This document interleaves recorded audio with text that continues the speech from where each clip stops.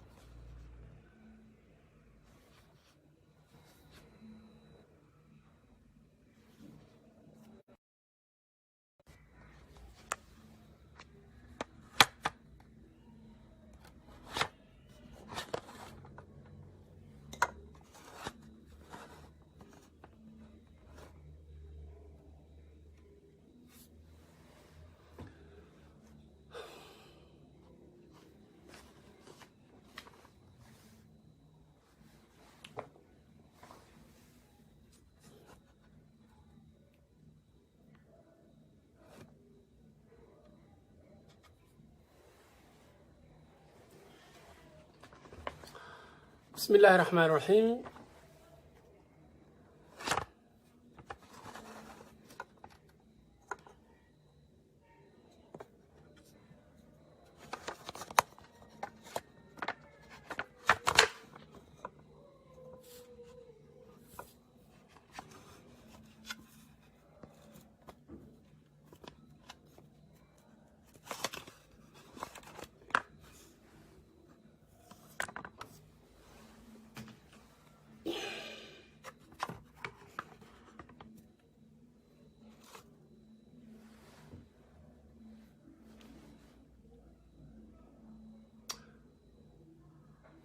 بسم الله الرحمن الرحيم. اللهم صل على محمد وعلى آله وأصحابه ومن تبعهم بإحسان إلى يوم الدين.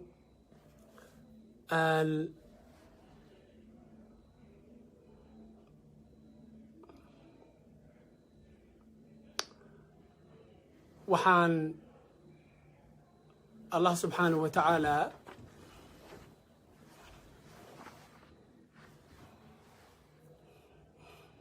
waxaan allah subxaanahu watacaala ka baryayaa inuu yasiibiyo kelimadda xaqa ah.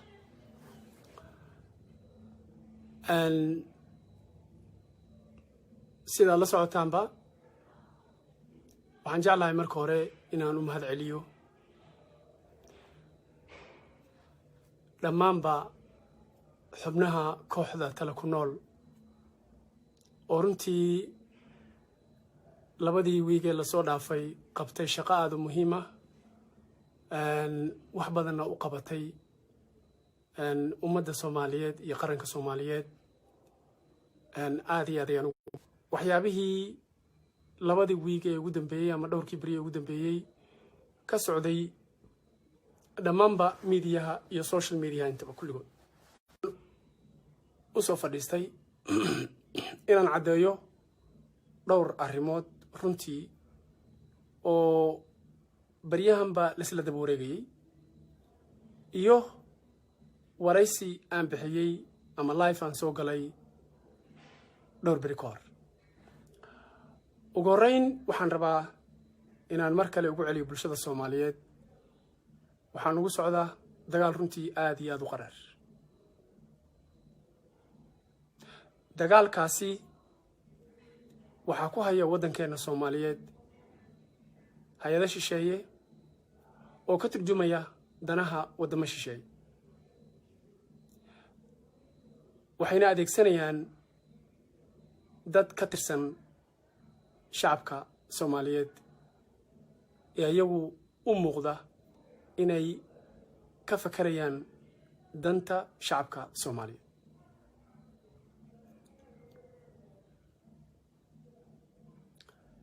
waxaan jeclaa marka inaan arrintaa yaraha iftiimiyo anoo ku sii xiriirinaya weliba midda la socota eedeymaha aniga la ii soo jeediyey. marka ugu horreysa waxaan rabaa mahadcelinta kadib markaan mahad celiyo dhammaanba taageerayaasheena iyo shacabka Soomaaliyeed ee taageeray markaan mahad celiyo waxaan rabaa inaan ku bilaabo inaan si gooniya ugu mahad celiyo shakhsiyaad leh rag iyo dumar ee runtii difaacay shakhsiyan aniga cirdigayga sharaftayda iyo shakhsiyadayda iyo familkayga waxaan idin leeyahay aad iyo aad ayaan ugu diirsaday waad mahadsantihiin waxaan Allah subhanahu wa ta'ala idinkaga rajeynayaa in Ilaahay idinka abaalmariyo aniguna iyo kooxda tala ku noolna waan ognahay waxa aad u gasheen annaga iyo shacabka Soomaaliyeed dhammaanba waxaan jeclahay inaan u guda galo markaa tuducda arrinta waxaan codsanayaa in dhammaan dadka ku jira laynka ay sii shargareeyaan oo ay la wadaagaan beejajka kaleeto si ay u gaarto arrintani bulshada oo nagu hortagno beenta iyo dagaalka lagu wado waddankeena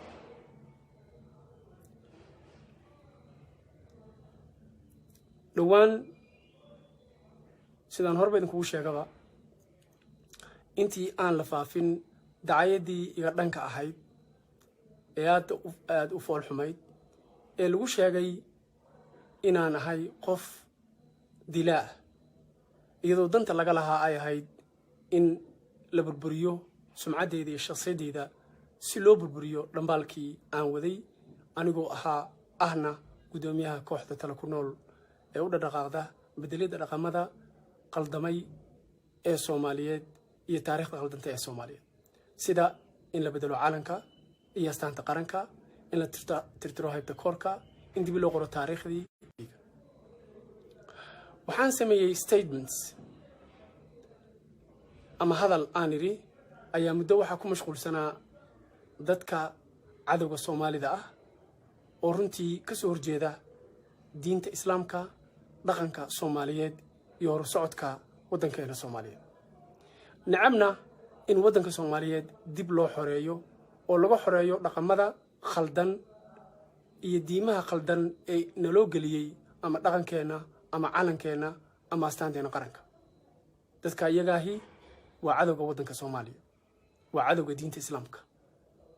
dadkaasi markaa saan hore idinku sheegaba markaan ogaaday in ay soo socoto in la dacaayadeeyo isla markaasna ay soo socoto in marqaatiyaal la keeno waxaan qaadanay go'aan haddii aan ahay reer Talkuno go'aankan qaadanay wuxuu ahaa inaan anagu hogaamino inaan jidayno ama jihayno dadka marqaatiyaalka ee ay keensanayaan waxaa laga yaabaa dadka qaarkiis inaysan fahmin marka aan leeyahay inaan jihayno marqaati qof cadow kuwii uu wato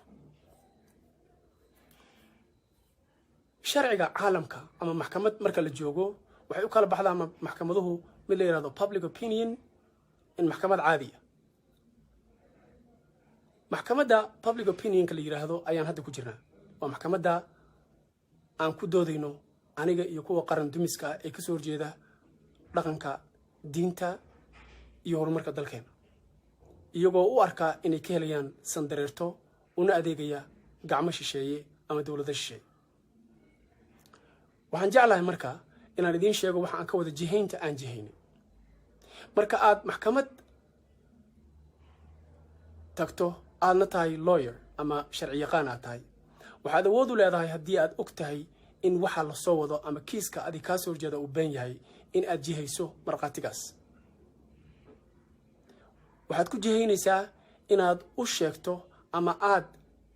keento erey been ah laakiin isaga la qurxoon markaad ereygaas beenta oo isaga la qurxoon keento qofkii wuxuu sii raacayaa ereygii beenta isaga la qurxoona isla markaasna wuxuu galayaa khaladaad fara badan oo hadhow aad kaga dabatay kartid maalintii markii aan hadlayay waxaan iri waxaan jiray 16 sano 17 sano 16 sano 17 sano ujeedadii aan ka wada waxay ahayd arrintaasi in dadka marqaatiga noqonaya ay raacaan oo ay ka dhigtaan halku dhig kadibna ay inkiraan waxyaabo xaqiiqo ah oo hadhow gadaal ka soo baxaya laguna qaban karo sida dhacday markii aan iri waxaan jiraa 16 17 markhaatiyaalkii la keenay waxay la yimaadeen dhowr shay oo maanta aan rabo halkan idinku tuso ama aad aragteenba inay ben yihiin. kow waxay yidhaahdeen wuxuu ahaa Sufyaan Sheekh Axmed Jabhad. sidaad ku maqasheen nimanka la soo adeegsaday dowladaha shay ay soo adeegsadeen ee bixiyay markhaatiga mid wuxuu yiri waxa uu ahaa staafka goonida ama bodyguardka goonida oo khaaska u ah wasiirkii gacmo dheer nu dhignay ee ahaa inaan hogaamino dadka markhaatiga nagu furay ama markhaatiga beenta ay ugu furay. arrintaas marka aan saxo anigu intii aanan radio Muqdisho ka shaqo gelin waxaan ahaa macallin. waxaan ka shaqaynayay gobolka Jubbada Dhexe degmada Jilib. waxaan macallin ka ahaa dugsiga hoose dhexe ee Sheekh Nuur Xuseen. waxaa maanta weli jooga, waxaa halkan ila jooga, waxaa galabtay ila joogay mid ka mid ahaa ardadii aan macallin ku ahaa. waxaan ahaa macallin dhiga maadada carabiga iyo diinka, luqadda carabiga iyo diinta islaamka. muddo ayaan ahaa reer Jilib waa yaqaanaa. magaca la igu yeeri jiray markaasi ka sokow magacayga ii qoran ee sharciga ahaa waxaan lahaa naynaastaydu ma ahayn taakeeye. reer Jilib iima yaqaanaan taakeeye. reer Jilib waxay yaqaanaan magaca kale wuxuu ahaa Ustaad Mayka. waa ogahay inuusan qurux badnayn laakiin waxaana nin yar oo aad u labis badan. magacana waxaa igu dhejiyey ardadii aanu ahaa macallinka. maantay qofka reer Jilib joogay waqtigaa joogay ee xusuustaahi wuxuu xusuusan karaa Ustaad Michael qofkii la oran jiray. macallin dhiga carabiga diinka ka dhiga dugsiga hoose dhexe ee Sheekh Nuur Xuseen waa xusuusan kartaa. waxaan jeclahay marka inaan xuso dadkii aan saaxiibada ahay aan isla soco jirin sida ninka la yiraahdo Daawud Cali Raaxo Caalin oo ahaa nin gaal jecla iyo Ibraahim Maxamed aadan Ibraahim Akhiro oo ahaa nin garaa iyo gaal kacyo magaciisa ma xusuusto oo ahaa Shiiqal. waxay ahayn saaxiibadayda dadka aan sida goonida isku dhownahay. waxaan codsanayaa marka ardadii waqtiga aanu ahaa macallinka carabi iyo diinka ee dhiganaysa dugsiga hoose dhexe ee Sheekh Nuur qofka videogan maqlaahi inuu soo duubo video ama uu la soo xiriiro miidiyaha. dad badana caan ku noqday inay rifaan Sufyaan Sheekh Axmed. adigu dhinaca ka gal ila soo xiriir ama la xiriir social media u sheeg marqaatigaas waa marqaati xaq. 1991 markii Siyaad Barre uu ka baxay Muqdisho dugsiga hoose dhexe ee Sheekh Nuur aan ka shaqaynayna ay burburtay dawladii. ciidamo ay soo galeen la isku xabadiyay magaaladii Jilib waa ka soo tegay. waxaan imid radio Muqdisho. markaan Muqdisho imid waxaan imid radio Muqdisho oo markii horeba aan jeclaa xiisayn jiray. dhowr mar intii Siyaad Barre uu joogay markii aan imaadoon xamar soo booqdo aan tagi jiray inaan noqdo wariye. meeshii ayaan imid halkaas ayaan shaqada ka bilaabay. xaqiiqdu waxay tahay waxaan ahaa nin ka firfircoon kana cilmi badan dadka intooda badan ee ka shaqaynaysa markaas radio Muqdisho. taasi waxay ka soo horjeedaa in la yiraahdo Jabhad uu ahaa waxna ma uusan aqoonin ama wuxuu la socday ciidamadii General Aidi. haddii aan 1991 aan Jilib ka imid, haddii aan ahaa macallin dhiga maadada carabiga iyo diinka, isla sanadkaasna haddii dawladdii ay sii jiri lahayd ku xaroon lahaa jaamacadda, waxaad fahmi kartaan in aan ka aqoon badnaa dad badan oo aan soo maray waddada aan soo maray. waad fahmi kartaan markaad macallin noqonaysid tababarka loo baahan yahay iyo wax loo baahan yahay inaad soo martid. arrintaasi waxay ka soo horjeedaa completely marqaatiga ay fureen saddexdooduba isku raaceen inaan ahaa nin jabhada, ahaa nin bodyguard oo waardiye ah, watay qori iyo tuute arrintaas ayaa diidaysa nin mutacalima polished ah soo shaqeeyey muddo ku soo dhaqmay gobolka jubbada dhexe weligiis aan jabhad noqonin weligiis aan qori qaadanin waad fahmi kartaan descriptionka ay bixiyeen inuu yahay qalad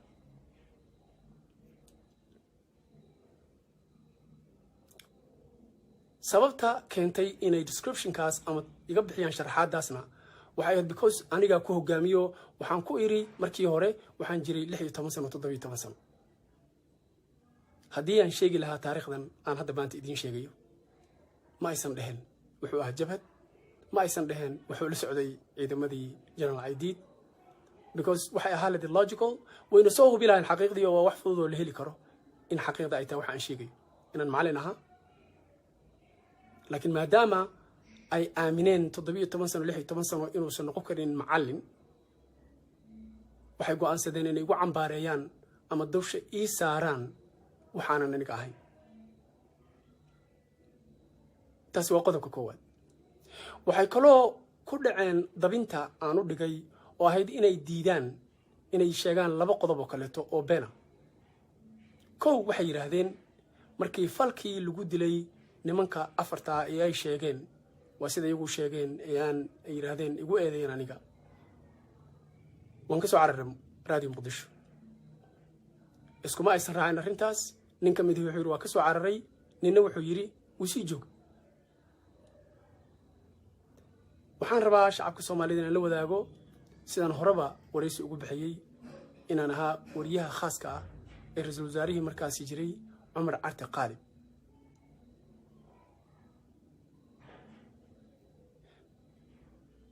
waxaan sidoo kale access furan u lahaa inaan tago xafiiska madaxweynaha Cali Mahdi markaas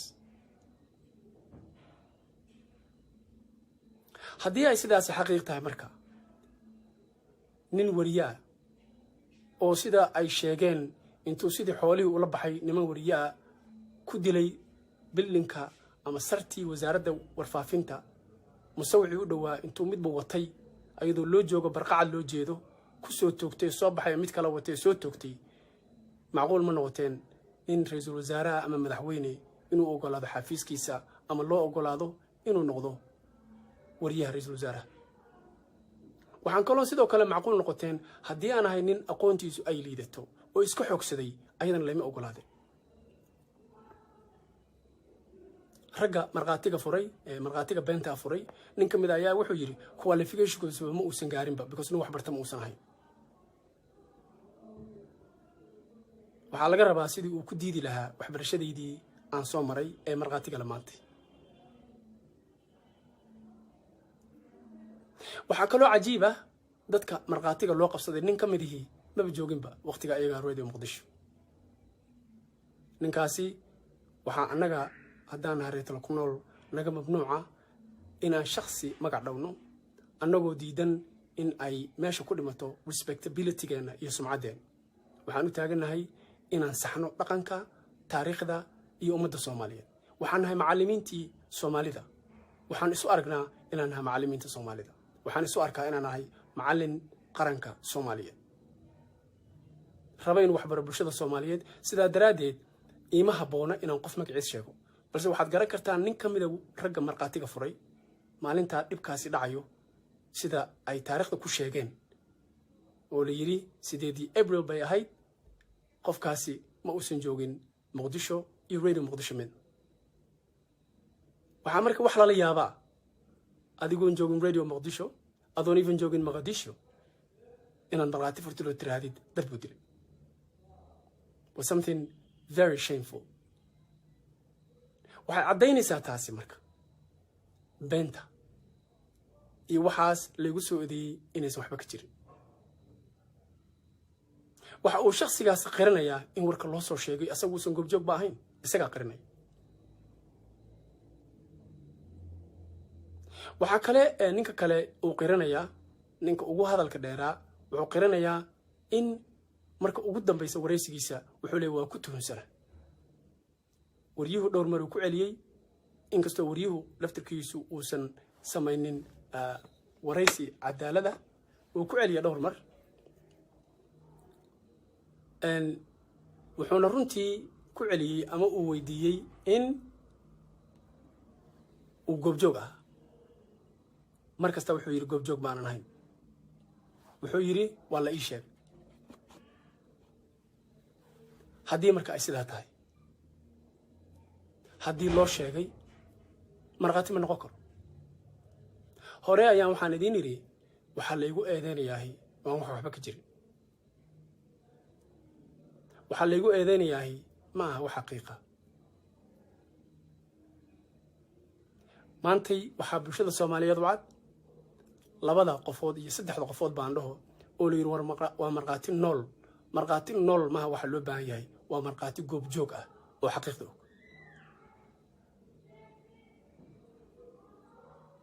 xaqiiqdu walaalahayga Soomaaliyeed ee islaamka ah waa sidaas waxaan kaloo rabaa inaan xuso dhowr dhacdo ee ka dhacday intii aan joogay Muqdisho sanadahaas Sufyaan Sheekh Axmed waxa Allah subhanahu wa ta'ala sabab u dhigay